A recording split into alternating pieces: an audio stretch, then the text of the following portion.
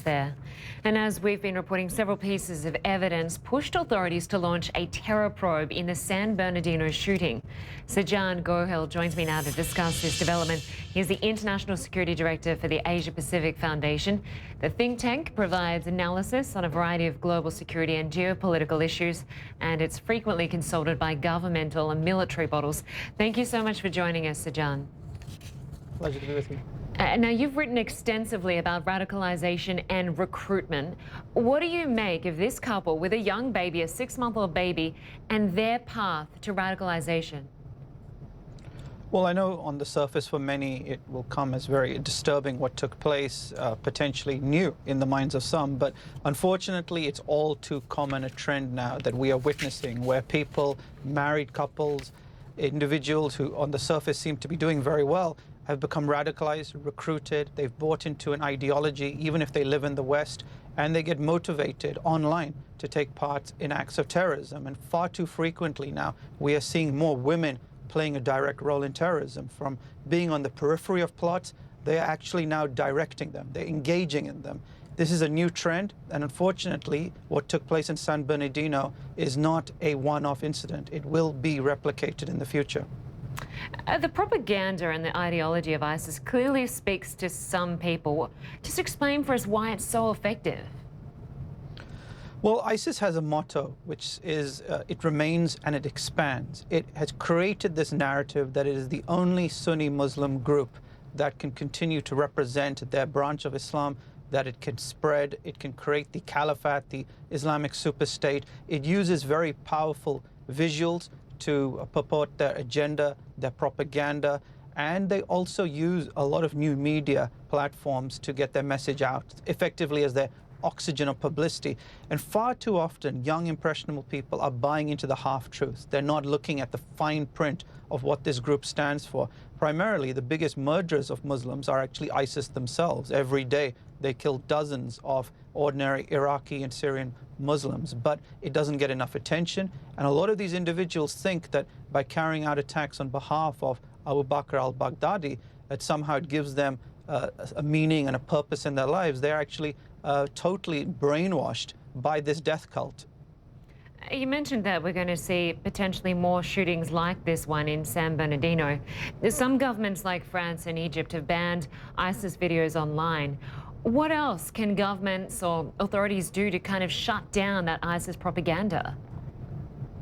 This is a very difficult challenge for the authorities. In many ways, it's an uphill treadmill. You can try and bring down websites and platforms that are used by ISIS, but they will find other methods. They use the dark web, for example, on the internet, which is very hard for the authorities to monitor or to ascertain.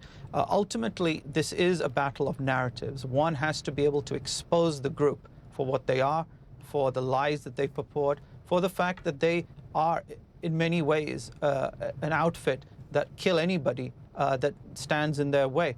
And far too often they have been able to use new media, not just as a platform to get their message out, but also to recruit, to radicalize, to cut out the middleman. This is very different from the Al-Qaeda days where people would travel to Pakistan, get physical training. It's all done through the internet. More needs to be done, though, to stop the virtual communication from indoctrinating young, impressionable minds. So you said it's very difficult to actually stop this propaganda online. What needs to be done, therefore, within mosques where a lot of this, I guess, some of the radicalization could happen? How can people within mosques perhaps identify people that might be led astray?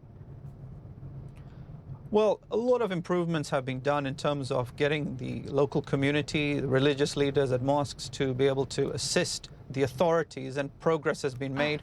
In fact, a lot of counterterrorism operations have depended on the assistance from imams, from the mosques and community elders.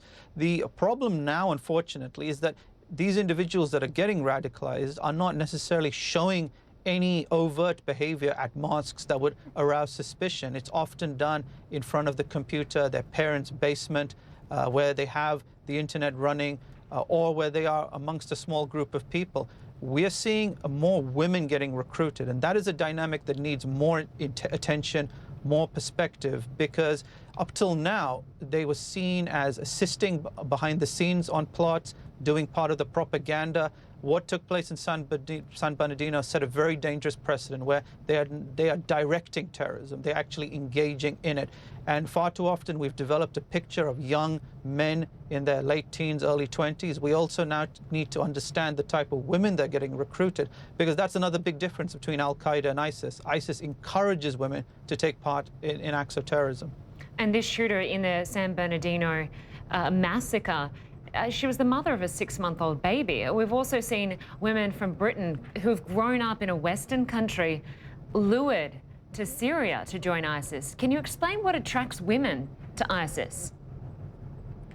Again, it's very similar to effectively online recruitment, very similar to how a pedophile would do it through the virtual web.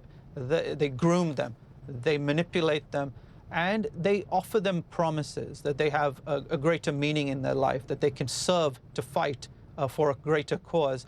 And a lot of these young women that get recruited, they end up being the wives of ISIS fighters.